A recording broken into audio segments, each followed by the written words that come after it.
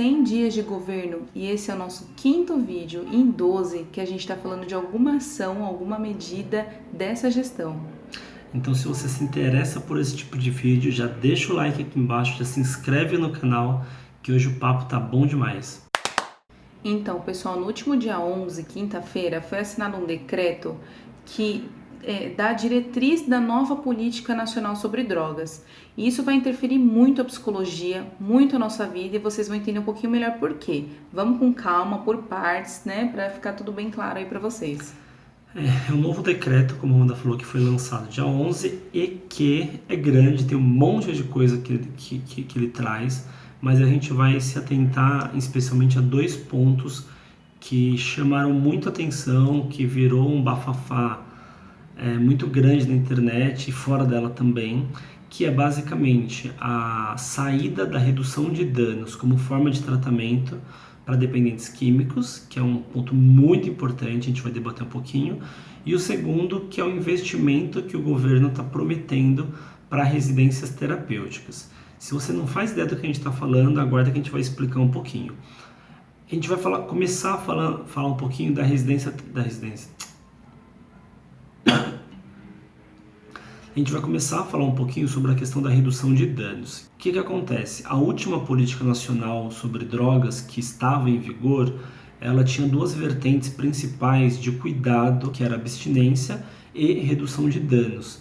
As duas com foco em cuidado a dependentes químicos. E agora, com o novo decreto assinado, agora no dia 11, ela retira a redução de danos como forma de cuidado, deixando apenas a abstinência. Tá, mas o que isso quer dizer de fato? O que na prática isso muda? O que isso interfere pra gente? A redução de danos, especialmente para psicologia, e para não só psicologia, mas para outras áreas, para diversos profissionais da área da saúde mental e que trabalham com dependentes químicos, é um ponto crucial de cuidado, porque ela tem várias bases, até eu não vou entrar em todos os detalhes da redução de danos, mas eu vou deixar um vídeo, vou deixar o card aqui em cima, do Bruno Logan, que é um psicólogo que trabalhou e continua trabalhando e é super envolvido com a redução de danos. Ele tem um canal aqui no YouTube que ele fala basicamente só de redução de danos, em outras redes sociais também. E eu vou deixar um vídeo dele que ele fala bastante sobre 10 preceitos da redução de danos, bem detalhadamente. O vídeo é bem curtinho dele, mas enfim, eu vou aproveitar e não vou entrar em todos os méritos agora, mas vocês podem acompanhar que ele explica muito bem. Mas qual que é o principal ponto que interessa pra gente? A redução de danos é uma forma de tratamento extremamente humanizada, que ela implica o dependente químico a participar do tratamento e de fato dá autonomia para ele poder fazer as escolhas que ele entende que são necessárias, e a gente, como profissional, poder facilitar essas escolhas dele. Então, o termo redução de danos, ele significa exatamente o que a gente consegue entender lendo. A proposta dele é reduzir danos e prejuízos que o dependente químico tem na vida dele com a utilização do uso de drogas. Isso não significa necessariamente que o objetivo é que ele pare de usar. Como eu falei, a ideia é que o usuário ele tem autonomia, então se ele não quiser parar, se ele não tem desejo de parar o uso, o objetivo da redução de danos é que auxilie ele a ter um uso mais consciente, a ter um uso menos prejudicial, e não só em relação ao uso em si, mas também que ele tenha menos prejuízo na vida dele, social, econômica, acadêmica e por aí vai. Essa é uma condição extremamente importante que muitas áreas, inclusive a psicologia, entende que para o cuidado ao dependente químico. E agora ela não faz mais parte da política nacional sobre drogas, ficando apenas a abstinência. Um fator muito importante que precisa ser dito é a redução de danos, ela não é contra a abstinência. Elas podem se conversar extremamente. A abstinência pode ser um fator, pode ser uma medida que de repente algum dependente químico deseja, então ele quer parar de qualquer jeito usar droga, ele não quer mais usar nada. Através da redução de danos ele pode alcançar isso também. Então muita gente às vezes fala que foi retirada porque elas não se conversavam a proposta de abstinência e de redução de danos, mas isso não é verdade, isso é um mito gigantesco. Então de alguma forma a gente se preocupa muito com o que vai ser feito a partir de agora, com as medidas, com os investimentos, enfim, que vão ser feitos pelo governo a partir de agora, porque a gente está sem uma medida extremamente importante para o cuidado aos dependentes químicos, né? Eu acho que é legal a gente entender, assim, o ponto anterior a isso. Você vai olhar e vai falar assim, poxa, Rodolfo, mas então você está falando que tudo bem a pessoa continuar usando? Sim, tudo bem, porque a gente está falando, primeiro, a gente está falando de drogas lícitas e ilícitas. Então, assim, não é simplesmente as drogas como maconha, cocaína, a gente está falando também de cigarro, também de álcool, que são os principais, mais consumidos, inclusive o álcool que mais mata, muito mais do que outras drogas. Então, assim, não é simplesmente virar a pessoa... Ela nunca mais vai beber a cerveja dela, ela nunca mais... Tem gente que não quer simplesmente deixar de consumir aquilo, só que o uso está prejudicando a vida dela de alguma forma. E aí você vai falar assim, mas para ela se recuperar, ela não pode tomar nunca mais. Mas e se a gente disser para você que existe uma forma dela se recuperar do vício e ter um consumo consciente, um consumo equilibrado e ela ter uma boa relação com a bebida? Então, existe, é comprovado, a redução de danos não é algo imaginário, não é algo que, assim, inventaram para modinha, não. É algo com um embasamento científico que dá resultados, vinha dando resultados até hoje, né? Vamos ver o que vai ser daqui para frente. A política nova ainda não foi realmente implantada, isso leva tempo e como a nota do Conselho Federal de Psicologia coloca, na verdade, a redução de danos ela é uma prática, né? Ela não se retira ela com um decreto, né? Então é muito complicado, porque a redução de danos ela é humanização. Então você não retira a humanização com um decreto. Então a preocupação aqui é assim, ó, primeiro entendam a importância de reconhecer redução de danos não como uma prática de pessoas mais liberais ou mais X ou mais Y, mas uma prática de cuidado humanizado, tá? E agora trazendo a abstinência como uma forma de tratamento, é difícil entender só a abstinência sendo aplicada para todo tipo de caso.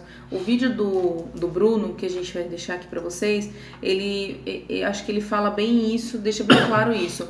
Se a pessoa chega e o técnico identifica que a melhor forma de tratamento para ela é a abstinência, ok, ela vai ser tratada com abstinência. Esse vai ser o princípio do tratamento dela. Agora, se para ela não se adequa, você vai fazer o quê? Você vai forçar a pessoa a fazer dessa forma, entendeu? Esse que é o complicado. Então a gente percebe que por trás dessa mudança agora, desse decreto, tem outras ideologias que estão vindo à frente, tem outras premissas que estão aí que não a preservação, a valorização da vida, que é um dos princípios da redução de danos, tá? Então, assim, a psicologia num todo e a prática da redução de danos, ela vem justamente para valorizar a vida e a melhora da qualidade de vida, né? Sendo a pessoa usuária ou não, a pessoa que gosta de ter o consumo da bebida, do cigarro ou não, enfim, mas valorizando a vida, valorizando as escolhas, como ele falou sobre autonomia, enfim. E aí é que tá o problema, a gente olhar pro dependente pensando na droga que ele consome e não nele como pessoa. E aí a gente, antes de tudo, a gente coloca ele como uma pessoa que ela tem que ser culpada, criminalizada, entendeu? Então ela tem um problema e ela é um problema, né? É um problema, é difícil cuidar, é difícil lidar com alguém que é dependente, seja do que for. É muito difícil lidar. Então, assim, vamos usar uma medida radical para eliminar o problema. E o problema é praticamente a pessoa. Só que a questão é que a gente não vai eliminar o problema dessa forma. Vinha funcionando, a redução de danos funcionava, isso é que é o mais estranho. Qual é o embasamento para agora entrar com a abstinência? Eu não encontrei no decreto. Qual o embasamento para a abstinência ser a base agora dessa nova política? Não tem. Eu acho que isso é um fator muito importante. A gente toma bastante cuidado para não ser simplesmente alguém que está reclamando do governo, falando que eu não gosto, que eu acho errado, que eu não concordo, que às vezes é um pouco difícil, mas a gente tem que tentar buscar informações e referências técnicas que justifiquem a mudança. E o grande ponto é, a redução de danos, ela é funcional, ponto. Isso é inquestionável. E aí, quando o governo lança essa medida com essa alteração, a gente tenta buscar por quê. Porque assim, se tiver uma justificativa, beleza. Se você me dá motivos técnicos para falar que a redução de danos não vai ser mais mantida na política nacional sobre drogas, por isso, e manteremos a abstinência ou qualquer outra medida, por isso, e for algo que faça sentido, beleza. A ideia é que a gente consiga debater, discutir, repensar. É óbvio que um modelo ele não vai ficar anos, milhões de anos, dezenas de anos funcionando. A gente vai repensando, a gente vai adequando, vai melhorando. Só que a mudança ela precisa vir de uma base. Tudo que a gente leu do decreto não tem um fundamento, não tem uma justificativa que justifique de fato a retirada da redução de danos na política nacional sobre drogas. Só, na verdade, é uma medida médica. E esse que é o ponto, né? É um modelo médico que está sendo implantado, porque quem está à frente, né, foi um médico que é o agora, né, secretário de Cuidados e Prevenção às Drogas do Ministério da Cidadania. E a Associação Brasileira de Psiquiatria também vinha lutando para que essa nova política fosse aprovada. Então é um modelo médico que está sendo implantado. O problema é que o decreto, toda a política, ela não teve nenhum tipo de consulta de outros técnicos. Isso que eu acho estranho. Dá toda essa coisa de que assim, eles vão ali engravatados, bonitinhos, falando assim, então agora, modelo médico que está sendo implantado, mas a questão não é quem está implantando. Os médicos não sabem mais, não sabem melhor sobre isso. Tem que reconhecer que existem outros técnicos, outros profissionais à frente, lidando diariamente com o dependente e que tem também embasamento, que podem contribuir para a melhoria das ações que vão ser implantadas. E aí entra um outro ponto do que o Bruno fala, que é tirar o protagonismo de quem é dependente. E é muito interessante isso que ele coloca lá como uma das regras da redução de danos, que é como que eu vou falar de algo e criar políticas para algo que eu não tenho propriedade. Ele não está dizendo que outros profissionais, outras lideranças não possam atuar em conjunto, mas o protagonismo tem que ser de quem tem propriedade para falar. E aí a gente corre o risco de criar ações muito errôneas, que não vão levar a um resultado efetivo. De fato, é muito sério você criar uma política para alguém que você nem tem acesso ou que não participa, que é muito complicado, mas eu acho que talvez mais sério do que isso é pensar que assim, quantos profissionais técnicos foram ouvidos para a reformulação dessa política nacional sobre drogas? Sinceramente, não sei. Isso não fica claro em lugar nenhum. E a sensação que a gente tem é que é uma diretriz que foi tomada de cima para baixo por engravatados, por pessoas que acham que sabem como que a coisa funciona para quem está aqui embaixo. Essa é a sensação que dá. Porque não foi feita nenhuma votação. No decreto ele fala que entende-se que grande parte da população é contra a legalização de drogas, por exemplo, e coisas do tipo. Só que assim, na prática, que referência que foi feita? A partir de que pesquisa que eles colocam essa opinião? Da onde que saiu essa informação? A gente veio tentando entender quais os interesses por trás dessa determinação e por que essa classe médica com interesse na abstinência. Tá, é um ponto de vista ideológico, né? A gente entende assim, de acreditar que a abstinência é uma melhor forma de tratamento, ok, né? Entendemos isso. Não que eu concorde, mas entendo que essa seria uma dos pontos. Segundo ponto, é uma briga de poderes, então querer determinar que agora é a opinião deles que vai valer e essa é a opinião deles e ponto, seja mais certa ou não, mas essa seria a opinião deles. E uma terceira questão que eu pensei foi na questão do custo. Tem uma quarta opção que eu acho que a gente tem que considerar também, que é a questão da legalização das drogas, né? Mas aí acho que dá um outro vídeo. Dá uma outra questão. Mas eu pensei muito na questão do custo, porque eu fiquei, caramba, mas será que a redução de danos é algo que gera um custo muito alto? E aí eu fui atrás para ver, não.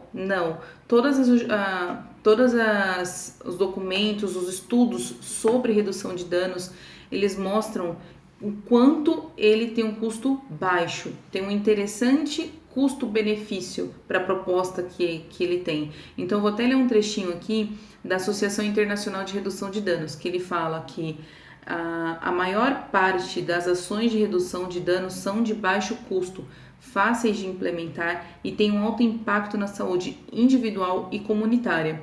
Vou ficar devendo dados, é algo que eu queria encontrar, números, eu acho que sempre dá uma impactada interessante, né? Então, de repente, a gente mostrar, poxa, mas os serviços envolvendo redução de danos envolve uma equipe muito maior e o tratamento muito longo, então o custo fica alto e tal.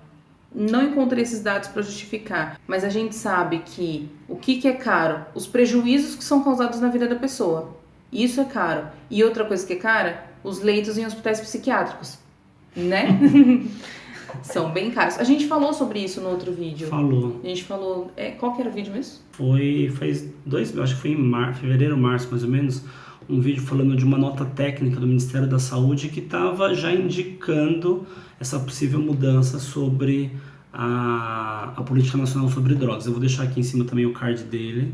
É um vídeo que a gente fala um pouquinho sobre a nota, também faz uma reflexão, enfim. Um outro ponto que eu falei no início, que a gente ia retomar, que é muito importante, é uma informação que tem no decreto da proposta de haver um investimento maior em comunidades terapêuticas. Para você que não sabe o que é uma comunidade terapêutica, em geral são locais que fazem tratamento, acompanhamento, enfim, de dependentes químicos ou às vezes de pessoas com algum tipo de transtorno mental e também, na sua grande maioria, com cunho religioso. São normalmente feitos por pessoas voluntárias que não têm necessariamente algum tipo de especialização, não tem algum tipo de formação técnica, mas que está disposta a tentar ajudar dependente químico, enfim, de alguma maneira. A gente é contra a residência terapêutica? Ela por si só, eu acho que é uma tentativa de algumas pessoas em ajudar outras, ponto final. O grande problema que a gente vê, a grande questão é o governo utilizar recurso público para investir em serviços que, em geral, não têm embasamento técnico e utilizam a religião como principal base de acompanhamento. Isso é muito sério. A gente cansa de falar que a gente está no Estado laico e de que cada um tem direito de ter sua religião e essa coisa toda. Só que Estado laico não é cada um ter o direito de ter uma religião. É só um pedacinho. Estado laico também é o governo se ausentar de opiniões ou de posições religiosas perante a sociedade. Então o governo não pode, de maneira alguma, incentivar ou favorecer algum tipo de tratamento religioso, independente de qual for. E nisso eu não estou questionando se o tratamento é efetivo ou não. Isso não estou nem entrando nesse mérito. A questão é como que o governo, ele hoje tem diversas ferramentas, diversos equipamentos que tratam e cuidam dependentes químicos de maneira muito boa, normalmente precário, porque pode ter pouco profissional ou pouco serviço, e aí ele decide investir em serviços com cunho religioso, sem embasamento técnico e teórico. Tem muita gente que fala que, nossa, mas tem comunidades terapêuticas que são muito boas, que mudaram a vida do ciclano, que tem um primo meu que... Tudo bem, eu não estou entrando nesse mérito. Pode ter gente que vai para uma comunidade terapêutica e sai de lá recuperado ou com uma melhora do seu quadro? Tenho certeza que tem. A questão não é essa. O problema é o governo investir em um dispositivo que não tem embasamento em geral, que tem um cunho religioso, ao invés de investir em serviços que já funcionam. Eu trabalho atualmente em um CAPS infanto-juvenil, não atendo essa demanda de paciente com dependência química, mas eu canso de ver o quanto falta CAPs, o quanto os CAPs que tem tão precários, sem condição, sem material para trabalho, na grande maioria, com um profissional faltando, e aí é fácil falar que assim, mas esse serviço ele não está tendo um resultado muito bom, e aí a gente vai investir em outra coisa. Ué, ele não está tendo um resultado muito bom porque você não está investindo. Então a gente poderia muito bem investir de verdade nos serviços que já existem, que já estão em funcionamento, do que ficar mudando, investir em serviços que tecnicamente não tem nenhum embasamento.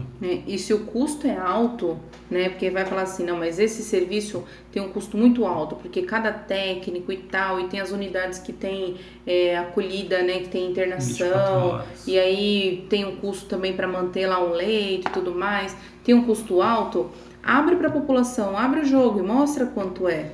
Né? Vamos mostrar o que é de fato, porque ainda assim, mesmo que isso tenha um custo muito alto, esses outros serviços, essa outra ferramenta, ainda assim não justifica. Nada está justificando essa mudança. Só ler um trechinho do decreto que fala sobre as comunidades terapêuticas. Ele coloca assim que entre os objetivos dessa política nacional sobre drogas está estimular e apoiar, inclusive financeiramente, o trabalho de comunidades terapêuticas de adesão e permanência voluntárias pelo acolhido, de caráter residencial e transitório, inclusive entidades que as congreguem ou as representem. Um outro trecho, rapidinho. Estimular e apoiar, inclusive financeiramente, o aprimoramento, o desenvolvimento e a estruturação física e funcional das comunidades terapêuticas e de outras entidades de tratamento, acolhimento, recuperação, apoio e mútua ajuda, reinserção social, de prevenção, reinserção social, de prevenção e de capacitação continuada. São muitos termos técnicos, eu sei, talvez dê uma embaranada aí na cabeça. Mas de fato ele está falando que vai sim ajudar, que vai apoiar financeiramente e com desenvolvimento as comunidades terapêuticas. O que preocupa a gente é o que é esse desenvolvimento, o que é esse aprimoramento. Pô, é interessante cobrar que tenha algum embasamento técnico no funcionamento esses outros serviços. Pô, legal. Só que ainda assim, e a questão religiosa, como é que vai ficar? Você é a favor? Você é religioso? Você é a favor disso ou não? Porque é o seu dinheiro. Porque assim, a sensação que tá dando é que simplesmente assim, eu quero me livrar de um problema e não resolvê-lo. Eu quero me livrar. É feio ver o dependente andando pela rua. É complicado ver o dependente no hospital. Ele dá problema, é desgastante. Então eu quero eliminar ele da minha vista. Enfia ele em qualquer lugar, mas tira ele da rua. E não é essa a ideia. Eu não tô falando que eles têm que estar largados por aí, mas eles têm que ter autonomia. Tem uma coisa muito diferente de uma prática não humanizada, como seria a abstinência simplesmente jogada assim, sem ter sido discutida, sem ter sido debatida, sem se entender como que ela vai ser implantada. Para finalizar, que o vídeo já ficou um pouquinho longo, ontem, dia 12, o CFP, o Conselho Federal de Psicologia, lançou uma nota também falando sobre essa alteração da Política Nacional sobre Drogas e, obviamente, sendo contra, basicamente usando um pouco os argumentos que a gente citou aqui para vocês. A importância da redução de drogas como um cuidado humanizado e o quanto isso pode se perder, mas ao mesmo tempo a gente espera que os profissionais atuantes com dependência química continuem trabalhando de forma humanizada e de alguma maneira equiparados com as propostas, com os ideais da redução de danos. E por tudo isso que a gente falou, essa medida é considerada mais um retrocesso em relação à saúde mental no Brasil.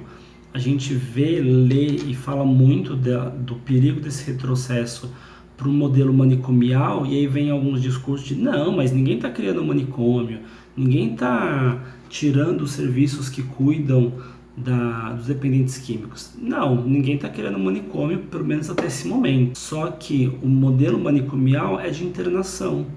Então, a gente favorece e investe em comunidades terapêuticas que são locais de internação e favorece e investe em hospitais psiquiátricos que são locais de internação. Então, cada vez mais eu estou prendendo, isolando essas pessoas que têm algum tipo de dependência ou até mesmo de transtorno mental, ao invés de eu buscar socialização, eu buscar espaços mais abertos, eu buscar ferramentas de autonomia e por aí vai. Esse é o nosso receio, esse é o nosso medo. E há algum tempo, uma medida atrás da outra vem reforçando e deixando a gente com mais medo ainda. Esse que talvez seja o grande problema e a grande questão da gente estar discutindo isso há tanto tempo e com tanta insistência assim. Se você tem alguém no seu convívio que é dependente químico, seja qual for o tipo de droga que ele tem, né, a dependência, saiba que existem ferramentas humanizadas, que existem ferramentas eficazes e humanizadas. O familiar cansa mesmo. O amigo, a pessoa que está próxima cansa. Mas internar não é a solução. E a gente já tem um dado histórico gigante de que não resolve. Tem muito conhecimento hoje para a gente poder fazer um tratamento legal e acompanhar pessoas de uma forma muito mais interessante do que medidas tão extremas, entende? A intenção aqui não é levantar bandeira contra governo, enfim, não. Se for algo extremamente radical, é claro, a gente vai ter que pontuar. Mas a ideia aqui é mostrar para você quais são os mecanismos que você pode ter para melhorar a sua vida, de quem está ao seu entorno, enfim, ter informação de qualidade e principalmente se você é profissional, também se engajar, porque isso faz toda a diferença, né, para ser mais vozes falando juntas e mostrando que assim, estamos aqui, estamos de olho, estamos conferindo, porque isso é nosso, né, é de todo mundo, e a gente precisa, eu, Amanda, que não sou da categoria, eu preciso também que vocês estejam atentos, que sejam voz, para que a coisa funcione de uma forma interessante para todo mundo. Então, por favor, comenta aqui embaixo o que vocês acharam, o que vocês pensam sobre essa mudança. Fala pra gente o que vocês pensam. A criação desses vídeos aqui do DOF é para isso, pra gente falar e ouvir vocês. Compartilha com o pessoal que vocês acham que possam de alguma forma se interessar e tirar algo de bom desse vídeo. Bom finalzinho de semana e até a próxima. Até, tchau, tchau.